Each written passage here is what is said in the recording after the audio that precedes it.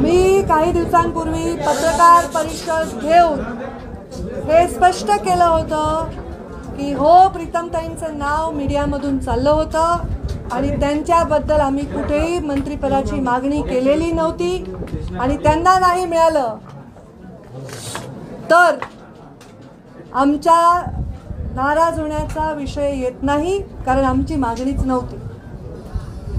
दुसरी गोष्ट, मी दिल्लीला गेले, ती सचिवांची बैठक होती.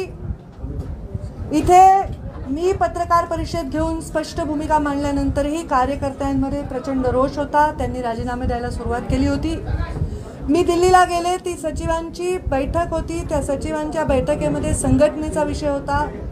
गेल्या 6 वर्षामध्ये कधीही दिल्लीच्या कोणत्याही नेत्याने मला कुठल्याही विषयावर अशा पद्धतीने चर्चा करून समज दिली वगैरे अशी जी काहीतरी कोणीतरी चुकीची बातमी दिली आहे ते कधीही घडलेलं नाही.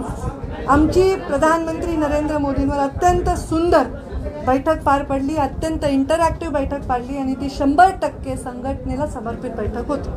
त्याबद्दल कुठेही भाष्यता न करण्याचा आमचा नियम असल्यामुळे मी त्याच्यावर फारशी चर्चा करणार नाही. मी मागणीच केली नसल्यामुळे मी जाऊन तिकडे लोकांना काही बोलेन नेत्यांना हे अपेक्षितच नव्हतं. परंतु राजीनामा सत्र जे चालू होतं त्याच्यावर नक्कीच मी राष्ट्रीय अध्यक्षांना कानावर घातलं की असं पद्धत आहे, असं चालू आहे, लोक जरा नाराज आहेत. त्यांनी सांगितलं की हे तुम्ही सांभाळून घ्याल, असा विश्वास आहे, तुम्ही ते सांभाळून घ्याल आणि मी ते सांभाळून घेते. माझी भूमिका स्पष्ट झाल्यानंतर देखील कार्यकर्त्यांनी थोडासा नाराजी व्यक्त केली आणि त्यांचा जी नाराजी आहे त्यालाही सन्मान देऊन त्यांना सगळ्यांना मी समजवलं आहे, त्यांना आव्हान केलं आहे. संख्या खूप जास्त असल्यामुळे मला माईकवर त्यांच्याशी संवाद साधावा लागला आणि त्यांना बोलावं लागलं आणि त्यांना मी जे बोलले ते तुमच्या सर्वांसमोर आहे. त्यामुळे मला वाटत नाही की आता या विषयाला कुठल्याही प्रकारचा वेगळा रंग देण्याची आवश्यकता आहे. राजीनामा झालेले त्याचं पुढे आता काय, जे तुमच्या कार्यकर्त्यांनी राजीनामे दिलेले आता पुढे काय होणार? ते राजीनामे मला वाटतं भाजपाच्या नेत्यांनी पण बोललेत. आशिषजी शेलार बोललेत, प्रवीणजी दरेकर बोललेत, राम शिंदे बोललेत. मला वाटतं स्वतः देवेंद्र फडणवीसही बोललेत की आम्ही नाराज नाही. आता अजून कोणी बोलायची आवश्यकता नाही. मी असंही सांगितलं आहे की माझ्या कार्यकर्त्यांनी राजीनामे दिलेले मला मंजूर नाही, ते मागे घ्यावे. याचं कारण असं आहे की ते बिचारे त्यांच्या तालुक्याच्या स्तरावर आपल्या राजकारणात स्वतःच्या पायावर उभे असताना त्यांचे राजीनामे देऊन दबाव तंत्र वगैरे असं काही करण्याची मला आवश्यकता नाही, कारण माझा संवाद माझे जे नेते जे आहेत दिल्लीचे त्यांच्याशी व्यवस्थित आहे असं माझं मत आहे. धर्मयुद्ध म्हणाला भाषणामध्ये, नक्की थोडं इलॅबोरेट कराल का धर्मयुद्ध म्हणजे? हे पहा, लोकांच्या मनामध्ये जी भावना आहे ती भावना अशी तीव्र होत चालली आहे की ती मला डावलण्याची आहे आणि मी डावलूनही काही करत नाही ही भावना आहे. कारण लोक रस्त्यावरचे कार्यकर्ते आक्रमक आहेत. मुळातच हा कार्यकर्ता, मुंडे साहेबांचा कार्यकर्ता हा आक्रमक आहे. मुंडे साहेबांनी राजकारणामध्ये जे काम केले त्याची एक पद्धत त्यांना अवगत आहे. आम्ही खूप संघर्ष केला, आम्हाला अनेक संघर्षांना जावं लागलं सामोरं, पण ह्या संघर्षावरील कार्यकर्त्यांना माझं नातं हे नेहमी अटूट राहिलं. धर्मयुद्ध हे आहे की माझा जो प्रेम करणारा वर्ग आहे, माझा जो कार्यकर्त्याचा संचय आहे त्याच्यामध्ये कुठेतरी अडचण निर्माण होते अशी भावना झाली लोकांची. कारण माझा फॉर्म भरायला लावून माझा काढला आणि रमेश कराडांना तिकीट दिलं. मला राज्यसभेत चर्चा असताना भागवत कराडांना दिलं, तर तिथे मी स्वतःहून गेले, त्यांच्या नॉमिनेशनला गेले. पण मंत्रिपदाचा विषय थोडा मला माहिती होण्यास प्रचंड म्हणजे उशीर झाल्यामुळे लोकांच्या मनामध्ये ही भावना झाली की ताईंना डावलण्यासाठी देतात. तर माझं म्हणणं आहे की हे धर्मयुद्ध हे की ही जी वज्रमूठ मुंडे साहेबांनी केली होती, जी कायम ठेवण्याचा प्रयत्न मी 6 वर्ष यशस्वी करू शकले, ती वज्रमूठ अशीच ठेवली पाहिजे. कोणाला काही पद दिलं, कोणाला काही सन्मान दिला म्हणून आमचं नातं खराब होऊ नये, ना माझं त्यांच्याशी नातं खराब होऊ नये, कराड आणि बाकी ज्यांची संधी मिळाली त्यांच्याशी, आणि समाजातील लोकांचाही मन खराब होणे. हे धर्मयुद्ध आहेच, आम्हाला लढावंच लागणार आहे. संघटित समाजाला हे नेहमी प्रश्न असतात. धर्मयुद्ध टाळायचं आहे, हो, म्हणूनच मी राजीनामे वापस द्यायला लावले. हे धर्मयुद्ध भाजपतल्या अंतर्गत धर्मयुद्धाबद्दल बोलताय तुम्ही? असा अर्थ होतो भाजपच्या अंतर्गत गोष्टींबाबत तुम्ही धर्मयुद्ध बोलता. त्याचा नाही, वेगळा मी अर्थ असं निघू काही शकतो. म्हणणार नाही. जिथे काढला तिथेच म्हणेन. मी जे बोलले तेच बोलले. धर्मयुद्ध हे आहे की जेव्हा एखादा व्यक्ती राज्यभर प्रवास करून प्रचंड मेहनत करून एक संघटन करतो, ते त्याच्या नावावर त्याच्यावर प्रेम करणारा माणूस त्याच्या संघटनेशी जोडला जातो.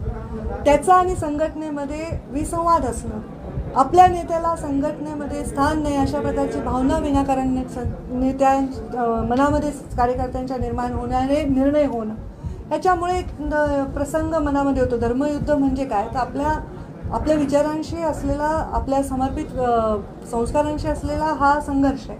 आणि धर्मयुद्ध हेच आहे की ही जी माझी मोठ आहे ती मोठ डिस्टर्ब न होता कामा नये. भले कोणालाही पद मिळवून लोकांना वाटतं मला मिळालं पाहिजे, मला नाही मिळालं तरी मला माझी हरकत नाही, पण ही मजरमूत कायम राहायला पाहिजे, एकजूट कायम राहायला पाहिजे. अविचाराने कुठलाही निर्णय ताई म्हणतात की योग्य वेळी निर्णय घेऊ असं तुम्ही म्हणाल. योग्य वेळी निर्णय घ्यायचा, अविचाराने कुठलाही निर्णय घ्यायचा नाही. योग्य वेळ कुठली? ते जेव्हा मला येऊ नये अशी माझी अपेक्षा आहे. अनेकदा बोललं जातं, त्यांनी ते लक्षात ठेवावं. त्याचा उल्लेख तुम्ही केला की पंकजा मुंडे यांना पक्षाने खूप दिले, याचा उल्लेख तुम्ही केला. अनेकांना दिलं गेलं आणि त्याचाही उल्लेख केला, तर तुमच्या बाबतीत हे सतत बोलून दाखवलं जातं. हे पहा, अत्यंत चांगला प्रश्न विचारला प्राजक्ता. मी माझ्याविषयी गेल्या 2-3 दिवसात जे जे स्टेटमेंट आले ते सगळे मी लिहून ठेवले. त्याच्यामध्ये भारतीय जनता पार्टीचा कोणताही नेता नकारात्मक नाही बोलला, खूप चांगलं आणि सकारात्मक आणि आशावादी बोलले. प्रत्येक नेता म्हणाले की नाही ताई सांभाळून घेतील, कार्यकर्त्यांचा संताप हा विद्रोह. काही नेत्यांनी असं स्टेटमेंट केलं की पंकजा मुंडे लक्षात ठेवतील, आणि हे स्टेटमेंट त्या नेत्यांकडनं किंवा काही लोकांकडनं वारंवार आलं. तर माझं हेच म्हणणं आहे की मला पक्षाने दिलं हे मी लक्षातच ठेवते, पण पक्षाने मला माझ्यावर अनेकांना दिलं आहे. त्यामुळे माझं हो बरोबर आहे की सतत हे बोलून का दाखवलं जातं जे माझ्या पक्षातले नाहीत त्यांच्याकडनं. तुम्ही म्हणता कि आपने भाषण किया तो आपने कहा कि प्रधानमंत्री मोदी मैं पूरा हिंदी में बोलूँ वापस सब कुछ? सवाल ये है कि आपने जो भाषण किया उसमें कहा कि प्रधानमंत्री मोदी, अमित शाह, जेपी नड्डा आपके नेता है, लेकिन देवेंद्र फडणवीस जो महाराष्ट्र के नेता है उनका नाम लेना शायद आप भूल गई या? मैं राष्ट्रीय स्तर पे काम कर रही हूँ. महाराष्ट्र के कोई भी पद पर मैं नहीं हूँ. मेरे नेता राष्ट्रीय स्तर पर ही हैं. तुम्ही जे वारंवार म्हणालात की आपली शक्ती कमी करण्याचा हा डाव आहे जो आपण पूर्ण होऊ देणार नाही, आणि पुढचा मार्ग मला खडतर दिसतोय. हो, खडतर दिसतोय मला मार्ग. कारण आज आघाडीचं सरकार आहे महाराष्ट्रामध्ये. 3 पक्ष एका बाजूला आहेत. नगरपालिकेच्या निवडणुका आहेत, महानगरपालिकेच्या निवडणुका आहेत, जिल्हा परिषदेच्या निवडणुका आहेत.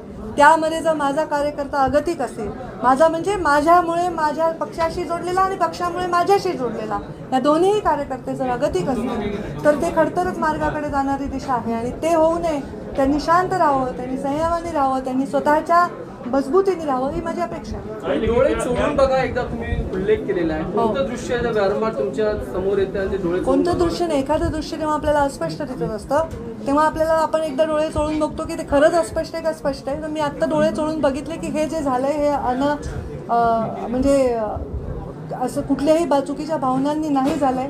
तर एकदा डोळे चोळून बघा. कार्यकर्त्यांची जी भावना झाली की ताई असं अशा पद्धतीने राजकारण होत आहे किंवा पक्षामध्ये राज्यस्तरावर अशा प्रकारे डावललं जाते, तर एकदा ते आपण त्याच्यावर तपासलं पाहिजे. कुठल्याही भूमिकेच्या अंतिम आपण स्तरावर जाण्याच्या आधी तपासून केलं. तुमच्या नेत्यांच्या यादीमध्ये पंतप्रधान नरेंद्र मोदी येतात, अमित शाह येतात, देवेंद्र फडणवीस काय येते किंवा महाराष्ट्राचे नेते काय नाही, मराठीत उत्तर. काय तुमच्या नेत्यांच्या यादीमध्ये माझ्या नेत्यांच्या यादीमध्ये अमित शाह येतात, महाराष्ट्रातील नेत्यांचं नाव घेतलं, त्याच्यामुळे वेगळा अर्थ निघू शकतो. माझे नेते, मी राष्ट्रीय स्तरावर काम करत आहे.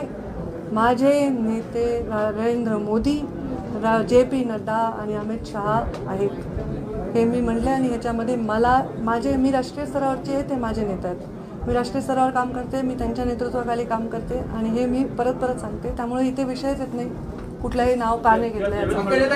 आप पूरा हिंदी में बोलू?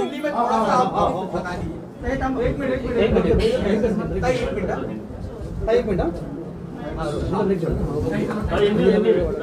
मराठीत एक छोटासा प्रश्न. मी म्हणाल की ज्या दिवशी अंगावर छत पडेल त्या दिवशी हिंदीमध्ये होत. आता हे पहा, मला वाटतं की चांगली वक्ता आहे. आय डोंट नो तुम्हाला काय वाटतं, पण वक्ता जेव्हा बोलत असतो ना तर त्याला त्याचा सगळ्या अंगाने त्याचा विचार केला पाहिजे. तो आपलं भाषण फुलवत असतो. तुम्ही जर बघितलं माझे भाषण, मी पब्लिकशी संवाद साधते. मी असं उभं राहून धडधड माझे मुद्दे बोलून जात नाही किंवा मी ते ऐकतायत का नाही याची दखल घेत नाही असंही नाही होत. माझं त्यांना इन्व्हॉल्व ठेवते आणि माझं ग्रामीण माझा फॉलोअर आहे, शहरी फॉलोअर आहे. जशाला जे अपील होईल ते वाक्य बोलते, अलंकारित बोलते, चांगलं बोलते. चांगलं वक्तृत्व आहे. प्रत्येक गोष्टीचं आपण किस काढण्याची आवश्यकता नाही. मैं आज जो कार्यकर्ता पूरे राज्य भर से आए थे, कुछ तेलंगाना, मध्य प्रदेश, गुजरात से छोटे छोटे पंचायत के सदस्य वगैरह आए थे, आज उन सब से मैंने बातचीत की. बातचीत जाहिर तरीके से करनी पड़ी क्योंकि बहुत संख्या में आए थे. माइक लगाकर उनसे संवाद किया. आपने देखा कि वो भी बात कर रहे थे और मैं भी उनसे बात कर रही थी. उन्होंने सबने रेजिग्नेशन दिया था और ये रेजिग्नेशन का कारण उनका असंतोष बताया था. वो असंतोष ये था कि उनकी इच्छा थी कि भारतीय जनता पार्टी में मंत्रिमंडल जो अभी प्रीतम ताई काम कर रही है, जो मेरी बहन है, जो सांसद है, लोकसभा से चुन के आई है, उनका नाम चल रहा था मीडिया के माध्यम से और चर्चा हो रही थी. तो उनका नाम चलने के बाद उनको मंत्री पद नहीं मिला. वो तो है ही नहीं, पर डॉक्टर भागवत करार इनको मिला. उस बारे में मैंने ऑलरेडी पत्रकार परिषद लेकर कुछ दिन पहले खुलासा किया था कि मेरे परिवार ने, प्रीतम मुंडे ने कभी कोई मांग नहीं की कि हम मंत्री पद चाहते हैं. मैंने कोई नेता से इस बारे में कोई बात नहीं की. तो हमारी जब हमने मांग ही नहीं की तो नाराज़गी का प्रश्न उद्भवता नहीं है. और इसमें जो डॉक्टर करार को मिला वो भी मुंडे साहब के कार्यकर्ता हैं, मुंडे साहब के विचारों पे चलने वाले कार्यकर्ता हैं और उनको मिला है तो मैंने उनका अभिनंदन किया. वो मुझसे उम्र में बड़े हैं, उनका अवमान ना हो ऐसा आह्वान मैंने लोगों को किया. और मैंने ये स्पष्ट किया है कि हमारी कोई मांग नहीं थी. लोगों के बीच में इसलिए दुख है, इसलिए थोड़ा सा असंतोष है क्योंकि लोग चाहते हैं कि अपने नेता को ताकत मिले. पर मैं ये समझती हूँ कि कोई पद से ताकत मिलने की आज आवश्यकता लगती नहीं. इतना वीक नेता होता नहीं है. और मैंने अपने और एक चीज़ को मैं स्पष्ट करना चाहती हूँ. मैं दिल्ली गई थी तो मेरी संगठन की बैठक थी, मैं राष्ट्रीय सचिव के तौर पे गई थी. दिल्ली में ऐसी कोई भी बात हुई नहीं. कुछ माध्यमों ने ये चलाया कि हमें मोदी जी ने डांटा या हमने मोदी जी ने कुछ बताया. ये सब गलत बात है. मोदी जी के साथ बहुत ही सुंदर मार्गदर्शन हुआ, बहुत ही सुंदर आदान प्रदान विचारों का हुआ और 100% संगठन की बैठक थी. उन्होंने ऐसी कोई बात कभी कही नहीं. और जेपी नड्डा जी हमारे राष्ट्रीय अध्यक्ष हैं, मैंने उनसे भी बातचीत की. ये राजीनामा लोग दे रहे हैं, रेजिग्नेशन दे रहे हैं और उनके बारे में मैंने चर्चा की. और किसी ने मुझे पूछकर जवाब मांगा नहीं, मैंने खुद से उनसे चर्चा की और उनको सारी चीज़ें बताई. और वो उन्होंने कहा कि आप इसको संभाल लेंगे, हमें विश्वास है. और मैंने यही कहा कि लोगों का असंतोष है, मैं उसको संभाल लूँगी. अपने धर्म युद्ध जब तक टाल सकते हैं तब तक टालने की बात कही है, उसको थोड़ा विस्तार में. ये मेरे कार्यकर्ता है, ये बहुत बड़ा संचय है, ये महाराष्ट्र के कोने कोने में है. ये मेरे वजह से कुछ लोग पार्टी से जुड़े होंगे, कुछ लोग पार्टी की वजह से मुझसे जुड़े होंगे. तो ये जो लोग हैं इनके मन में अगर हमेशा ये रहा कि प्रश्न चिन्ह कि हम क्या करें, हमारी नेता का क्या है, मैं उनको चाहती हूँ प्रश्न चिन्ह से वो बाहर निकले, वो द्वंद्व से बाहर निकले. और ये धर्म युद्ध होता है हमेशा आर या पार. जो मेरा कार्यकर्ता थोड़ा आक्रामक है वो हमेशा, जबकि मैंने प्रेस लेकर क्लियर करके भी उन्होंने राजीनामा दिया तो मैंने उनको ये कहा कि मुझे इस धर्म युद्ध में नहीं जाना है. मैं नहीं चाहती कि मेरे नेता के पद के लिए कार्यकर्ता शहीद हो जाए और अपने पदों से रेजिग्नेशन दे. वो उनके पद बहुत ज़्यादा मेरे लिए मायने रखते हैं. वो अपने छोटे छोटे घर में छोटी छोटी परिस्थितियों में से निकलकर वो अपने पदों पर तक अपना प्रवास तय करते हैं और मैं नहीं चाहती कि वो अपने पदों का मेरे इस प्रवास में बलिदान दे. जबकि उनको अगर पद मिले, भले ही वो भागवत कराड़ हो और कोई हो, तो ये मेरे लिए सम्मान की बात है. मैं जातिवाद में विश्वास नहीं करती, पर ये जो जाति है वो एक संघ है, एक दिशा में जाने वाली है और इसमें अगर कोई टूट पड़ती है तो मेरा दिल दुखता है. मैं नहीं चाहती कि वो टूट पड़े. लेकिन सही समय आने की बात है, सही समय आने पर निर्णय लिया जाएगा. आपने कहा सही समय आने पर निर्णय लिया जाएगा, अविचार से कोई निर्णय नहीं लेना. वो सही समय कौन सा है, सही समय पर कौन सा निर्णय लेने की बात आप कर रहे हैं? जब वो आएगा तब मुझे पता चलेगा. अभी कार्यकर्ताओं का संवाद अलग होता है और पत्रकारों से संवाद अलग होता है. कार्यकर्ताओं से मैं भाषण देती नहीं हूँ, मैं अपना भाषण याद करके आके डिलीवर करके नहीं जाती हूँ. मैं हमेशा देखती हूँ कि प्रतिसाद क्या है, रिस्पांस क्या है. और ज़रूर हर हर राजनीति में, हर फील्ड में ये युद्ध सबको इससे गुजरना पड़ता है, आपको भी गुजरना पड़ता होगा, और तब हमको सही निर्णय लेना और अपने निर्णयों के वजह से ज़्यादातर लोगों को फ़ायदा ही हो, नुकसान ना हो, इसकी चिंता करना ये नेता का कर्तव्य है। और जो मेरा कर्तव्य, मैं नहीं चाहती मेरे कार्यकर्ताओं को कोई आपत्ति हो। किस चीज का निर्णय लेकिन लेंगे? क्या शिवसेना पार्टी है, कहा जा रहा है शिवसेना में जाने वाली है या शिवसेना तहरीकियां बढ़ रही है? मैंने भी ऐसा सुना, ऐसा कहा जा रहा है। ताई वडेट्टीवारांनी आताच टीका केलेली आहे की कौरवही त्यांच्याच पक्षाचे, पांडवही त्यांच्याच पक्षाचे, महाभारतही त्यांच्याच पक्षात सुरू आहे, अशी भाजप भूमिका केली. ठीक आहे, मी तर बघेन काय म्हणाले ते. एक शेवटचा प्रश्न तो म्हणजे तुम्ही असं म्हणालात की जर मी संपले असले तर मला संपवण्याचा प्रयत्न सुद्धा संपला असेल, असा प्रयत्न तुमच्या पक्षातून झाला होता असं म्हणायचं?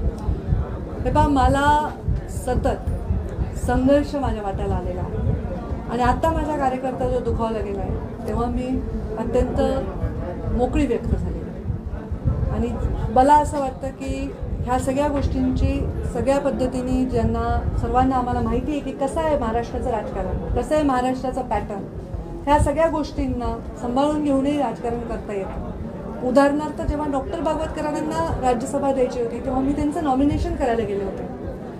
त्यामुळे ह्या गोष्टी ज्या होत राहतात, कुठेतरी मीडियात एक बातमी होते प्रीतम मुंडे दाखल झाल्या तिथे, मग आम्हाला ते क्लिअर करावं लागते की बाबा आम्ही मुंबईत आहे. मग कोणीतरी म्हणते की पंकजा मुंडे नाराज, आम्हाला क्लिअर करावं लागते की नाही बाबा आम्ही नाराज नाही, आम्ही मागितलंच नाही तर नाराज कशाला, जे गोष्ट मी मागितलीच नाही. हे सतत जे चाललेलं आहे हे कुठेतरी मला डिस्टर्ब करणार आहे आणि त्यामुळे मी त्याच्यावर स्पष्ट भूमिका घेतली आणि मला वाटतं की हे जे आता चाललं आहे पक्षामध्ये बऱ्याच लोकांना ऐकून घेण्याची आवश्यकता आहे आणि त्याच्यात मीही काही रोल प्ले करेन आणि नेत्यांनी वरच्या दखल घ्यावी असं माझं इच्छा आहे. कॉमा की बात आपने कही है, क्या फुल स्टॉप दिमाग में थी? Lifeline super speciality hospital. हे आहेत डॉक्टर प्रवीण वायकुळे. गेल्या 2 वर्षापासून मेंदूविकार, मेंदू व मनका शस्त्रक्रिया तज्ज्ञ म्हणून लाईफलाईन हॉस्पिटल येथे कार्यरत आहेत. सर्व मेंदूचे आजार, मणक्याचे आजार, डोकेदुखी, पाठदुखी, कंबरदुखी, मान दुखणे, ब्रेन ट्यूमर, झटके येणे, अर्धांगवायू, अपघातामध्ये मेंदूला झालेली इजा इत्यादी सर्व आजारांवर उपचार उपलब्ध आहेत. तसेच सर्व शस्त्रक्रिया व अशा अनेक 200हून अधिक शस्त्रक्रिया यशस्वीरित्या पार पाडल्या आहेत. लाईफलाईन हॉस्पिटल येथे महात्मा ज्योतिबा फुले योजना चालू आहे, पण ज्यांना या योजनेचा लाभ घेता येत नाही अशा सर्वांसाठी आरोग्य पुस्तिका उपयुक्त आहे. यामध्ये 5% ते 20% सवलत दिली जाते. जे आजार योजनेमध्ये येत नाही अशा सर्व आजारांसाठी व तपासणीसाठी X-ray, CT scan, sonography, echocardiography, ECG, EEG, EMG इत्यादी तपासणींवर आरोग्य पुस्तिकेमार्फत 5 ते 20% डिस्काउंट दिला जाईल व ॲडमिट बिलावर 5% ते 10% सवलत दिली जाईल. आणि सर्वात महत्त्वाचे म्हणजे कार्ड असल्यास घरून पेशंट आणण्यासाठी ॲम्ब्युलन्स मोफत दिली जाईल.